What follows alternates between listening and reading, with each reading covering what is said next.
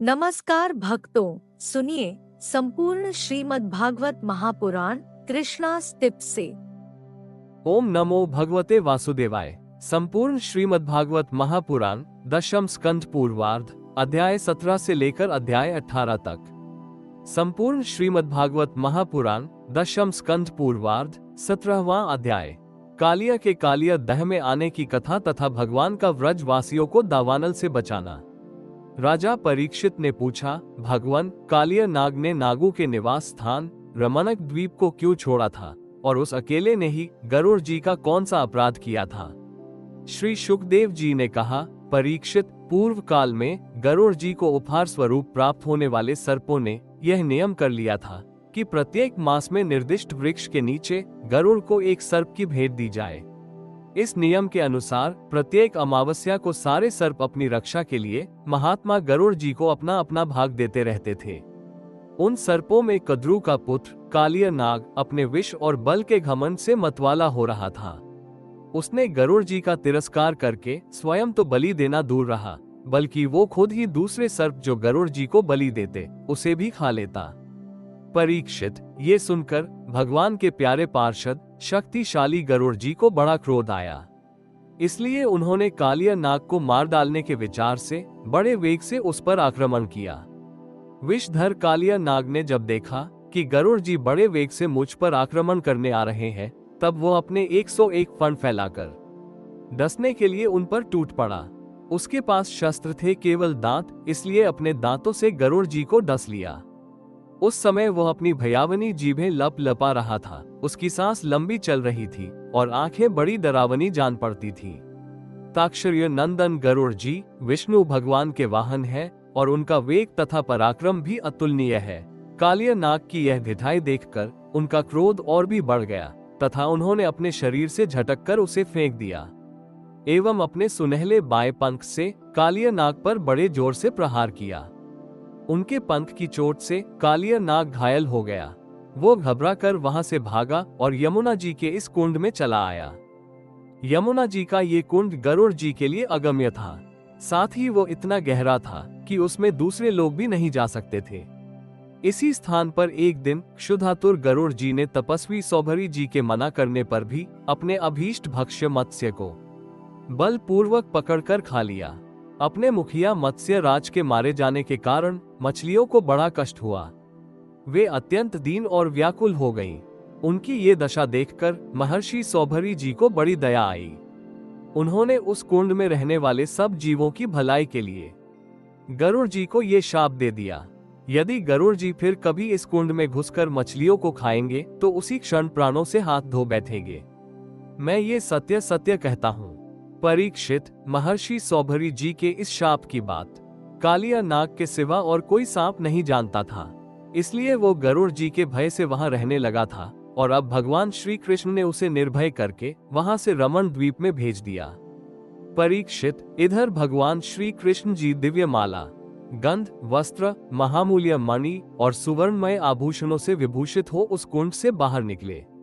उनको देखकर सबके सब व्रजवासी इस प्रकार उठ खड़े हुए जैसे प्राणों को पाकर इंद्रियां सचेत हो जाती है। सभी गोपों का हृदय आनंद से भर गया। वे बड़े प्रेम और प्रसन्नता से अपने कन्हैया को हृदय से लगाने लगे। परीक्षित, यशोदा रानी, रोहिणी जी, नंद बाबा, गोपी और गोप सभी श्री कृष्ण जी को पाकर सचेत हो गए। उनका मनोरथ सफल हो गया। बलराम जी तो भगवान का प्रभाव जानते ही थे। वे श्री कृष्ण जी को हृदय लगाकर हंसने लगे। पर्वत, वृक्ष, गाय, बैल, बछड़े सबके सब आनंद मग्न हो गए।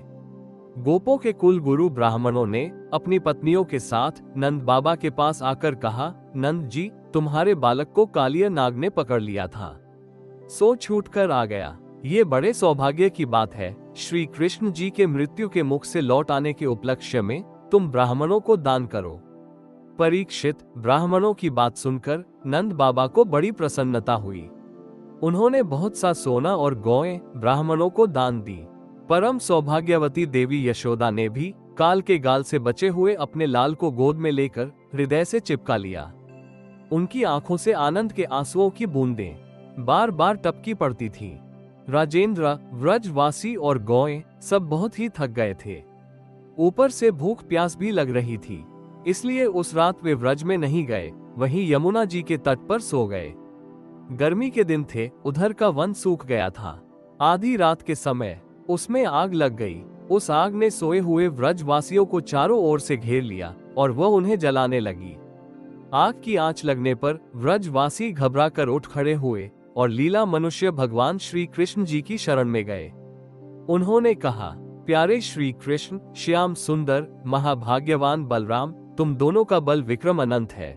देखो देखो, ये भयंकर आग तुम्हारे सगे संबंधी हम स्वजनों को जलाना ही चाहती है। तुम में सब सामर्थ्य है, हम तुम्हारे सुहृद हैं, इसलिए इस प्रलय की अपार आग से हमें बचाओ। प्रभो, हम मृत्यु से नहीं डरते, परंतु तुम्हारे अकुतोभय चरण कमल छोड़ने में हम असमर्थ हैं। भगवान अनंत है, वे अनंत शक्तियों को धारण करते हैं। उन जगदीश्वर भगवान श्री कृष्ण जी ने जब देखा कि मेरे स्वजन इस प्रकार व्याकुल हो रहे हैं, तब वे उस भयंकर आग को पी गए। संपूर्ण श्रीमद्भागवत महापुराण, दशम स्कंध पूर्वार्ध, 18वां अध्याय। प्रलंबासुर उद्धार। श्री शुकदेव जी कहते हैं, परीक्षित, अब आनंदित स्वजन संबंधियों से घिरे हुए एवं उनके मुख से अपनी कीर्ति का गान सुनते हुए श्री कृष्ण जी ने गोकुल मंडित गोष्ठ में प्रवेश किया। इस प्रकार अपनी योगमाया से ग्वाल का वेश बनाकर राम और श्याम व्रज में क्रीड़ा कर रहे थे। उन दिनों ग्रीष्म ऋतु थी। ये शरीरधारियों को बहुत प्रिय नहीं है, परंतु वृंदावन के स्वाभाविक गुणों से वहां वसंत की ही छटा छिटक रही थी। इसका कारण था वृंदावन में परम मधुर भगवान श्याम सुंदर श्री कृष्ण जी और बलराम जी निवास जो करते थे। झींगुरों की तीखी झनकार झरनों के मधुर झरझरने से छिप गई थी। उन झरनों से सदा सर्वदा बहुत ठंडी जल की फुहियां उड़ा करती थी, जिनसे वहां के वृक्षों की हरियाली देखते ही बनती थी। जिधर देखिए हरी हरी दूब से पृथ्वी हरी हरी हो रही है। नदी, सरोवर एवं झरनों की लहरों का स्पर्श करके जो वायु चलती थी, उसमें लाल, पीले, नीले, तुरंत के खिले हुए, देर के खिले हुए, कहलार, उत्पल आदि अनेकों प्रकार के कमलों का पराग मिला हुआ होता था।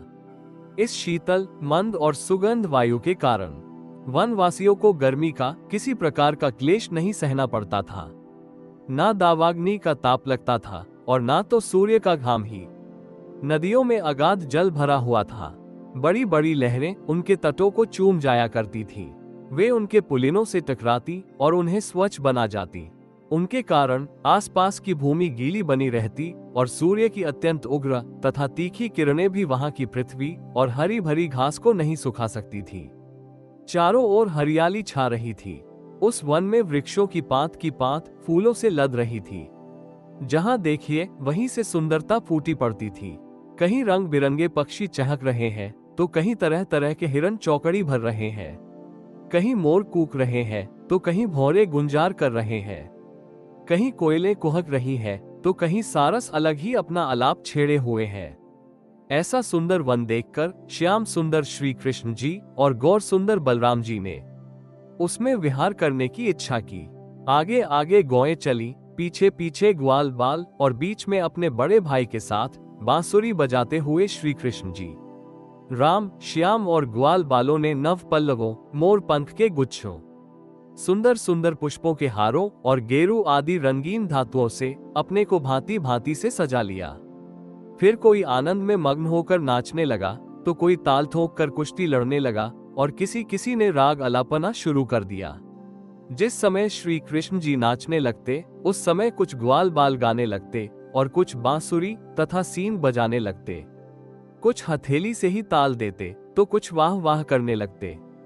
परीक्षित, उस समय नट जैसे अपने नायक की प्रशंसा करते हैं, वैसे ही देवता लोग ग्वाल बालों का रूप धारण करके वहां आते और गोप जाति में जन्म लेकर छिपे हुए बलराम जी और श्री कृष्ण जी की स्तुति करने लगते।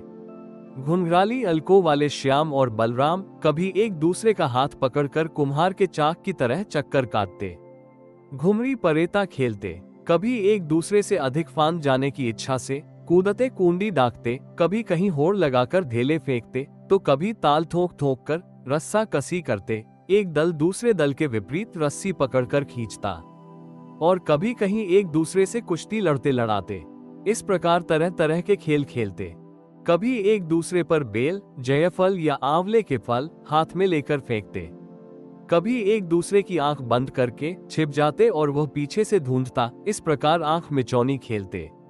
कभी एक दूसरे को छूने के लिए बहुत दूर दूर तक दौड़ते रहते और कभी पशु पक्षियों की चेष्टाओं का अनुकरण करते। कहीं मेढकों की तरह फुदक फुदक कर चलते तो कभी मुंह बना बनाकर एक दूसरे की हंसी उड़ाते। कहीं रस्सियों से वृक्षों पर झूला डालकर झूलते तो कभी दो बालकों को खड़ा कराकर उनकी बाहों के बल पर ही लटकने लगते। कभी किसी राजा की नकल करने लगते। इस प्रकार राम और श्याम वृंदावन की नदी, पर्वत, घाटी, कुंज, वन और सरोवरों में वे सभी खेल खेलते जो साधारण बच्चे संसार में खेला करते हैं। एक दिन जब बलराम जी और श्री कृष्ण जी ग्वाल बालों के साथ उस वन में गौएं चरा रहे थे, तब ग्वाल के वेश में प्रलम्ब नाम का एक असुर आया। उसकी इच्छा थी कि मैं श्री कृष्ण जी और बलराम जी को हर ले जाऊं। भगवान श्री कृष्ण जी सर्वज्ञ है, वे उसे देखते ही पहचान गए। फिर भी उन्होंने उसका मित्रता का प्रस्ताव स्वीकार कर लिया। वे मन ही मन ये सोच रहे थे कि किस युक्ति से इसका वध करना चाहिए। ग्वाल बालों में सबसे बड़े खिलाड़ी, खेलों के आचार्य श्री कृष्ण जी ही थे। उन्होंने सब ग्वाल बालों को बुलाकर कहा, मेरे प्यारे मित्रों, आज हम लोग अपने को उचित रीति से दो दलों में बांट लें और फिर आनंद से खेलें। उस खेल में ग्वाल बालों ने बलराम जी और श्री कृष्ण जी को नायक बनाया। कुछ श्री कृष्ण जी के साथी बन गए और कुछ बलराम जी के। फिर उन लोगों ने तरह तरह से ऐसे बहुत से खेल खेले जिनमें एक दल के लोग दूसरे दल के लोगों को अपनी पीठ पर चढ़ाकर एक निर्दिष्ट स्थान पर ले जाते थे। जीतने वाला दल चढ़ता था और हारने वाला दल धोता था। इस प्रकार एक दूसरे की पीठ पर चढ़ते चढ़ाते श्री कृष्ण जी आदि ग्वाल बाल गौएं चराते हुए भांडीर नामक वट के पास पहुंच गए। परीक्षित, एक बार बलराम जी के दल वाले श्री दामा, वृषभ आदि ग्वाल बालों ने खेल में बाजी मार ली। तब श्री कृष्ण जी आदि उन्हें अपनी पीठ पर चढ़ाकर धोने लगे। हारे हुए श्री कृष्ण जी ने श्री दामा को अपनी पीठ पर चढ़ाया। भद्रसेन ने वृषभ को, प्रलम्ब ने बलराम जी को। दानव प्रलम्ब ने देखा कि श्री कृष्ण जी तो बड़े बलवान हैं, उन्हें मैं नहीं हरा सकूंगा, अतः वह उन्हीं के पक्ष में हो गया और बलराम जी को लेकर फुर्ती से भाग चला और पीठ पर से उतारने के लिए जो स्थान नियत था उससे आगे निकल गया। बलराम जी बड़े भारी पर्वत के समान बोझ वाले थे, उनको लेकर प्रलम्बासुर दूर तक न जा सका, उसकी चाल रुक गई। तब उसने अपना स्वाभाविक दैत्य रूप धारण कर लिया। उसके काले शरीर पर सोने के गहने चमक रहे थे और गौर सुंदर बलराम जी को धारण करने के कारण उसकी ऐसी शोभा हो रही थी मानो बिजली से युक्त काला बादल चंद्रमा को धारण किए हुए हो। उसकी आंखें आग की तरह धधक रही थीं और दाढ़ें भौहों तक पहुंची हुई बड़ी भयावनी थीं। उसके लाल लाल बाल इस तरह बिखर रहे थे मानो आग की लपटें उठ रही हों। उसके हाथ और पांवों में कड़े, सिर पर मुकुट और कानों में कुंडल थे। उनकी कांति से वो बड़ा अद्भुत लग रहा था। उस भयानक दैत्य को बड़े वेग से आकाश में जाते देख पहले तो बलराम जी कुछ घबरा से गए, परंतु दूसरे ही क्षण अपने स्वरूप की याद आते ही उनका भय जाता रहा। बलराम जी ने देखा कि जैसे चोर किसी का धन चुराकर ले जाए, वैसे ही यह शत्रु मुझे चुराकर आकाश मार्ग से लिए जा रहा है। उस समय जैसे इंद्र ने पर्वतों पर वज्र चलाया था, वैसे ही उन्होंने क्रोध करके उसके सिर पर एक घूंसा कसकर जमाया। घूंसा लगना था कि उसका सिर चूर चूर हो गया। वो मुंह से खून उगलने लगा, चेतना जाती रही और बड़ा भयंकर शब्द करता हुआ इंद्र के द्वारा वज्र से मारे हुए पर्वत के समान वो उसी समय प्राणहीन होकर पृथ्वी पर गिर पड़ा। बलराम जी परम बलशाली थे। जब ग्वाल बालों ने देखा कि उन्होंने प्रलंबासुर को मार डाला, तब उनके आश्चर्य की सीमा ना रही। वे बार बार वाह वाह करने लगे। ग्वाल बालों का चित्त प्रेम से विह्वल हो गया।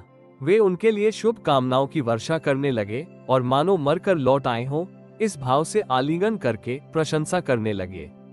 वस्तुतः बलराम जी इसके योग्य ही थे। प्रलंबासुर मूर्तिमान पाप था, उसकी मृत्यु से देवताओं को बड़ा सुख मिला।